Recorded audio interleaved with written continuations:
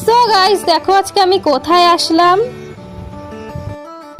তো গাইস এটা হচ্ছে আমাদের এখানকার একটা ফেমাস বিরিয়ানির দোকান। তো ওটা আমার দিদি ছিল, দিদি বিরিয়ানি আনতে গেছিল, ওর সাথে আমি গেছিলাম। ও আর আমারও বাজারে কিছু কাজ ছিল। তো এটা আমাদের এখানকার খুবই একটা জনপ্রিয় বিরিয়ানির দোকান। আর এখানে অনেক বড় বড় ক্রিয়েটররাও আসে। আর এই যে দেখো কাকু আমাদের বিরিয়ানি দিচ্ছিল, আর এই যে বিরিয়ানির স্মেলটা বেরোচ্ছিল না, মনে হচ্ছিল খেয়ে নিই এখানেই দাঁড়িয়ে দাঁড়িয়ে।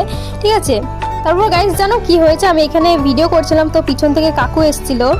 তো কাকু বলছিল যে তুই এখানে ফটো তুলছিস। তো আমি কাকুকে বললাম না কাকু আমি এখানে ব্লগ করছি।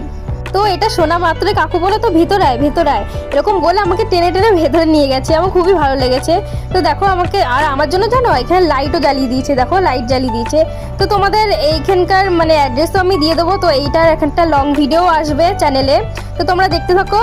আর হচ্ছে এই চ্যানেলটাকে তাড়াতাড়ি সাবস্ক্রাইব করে দাও, এরপরে এইখানকারই একটা লং ভিডিও আসবে। তো আজকের জন্য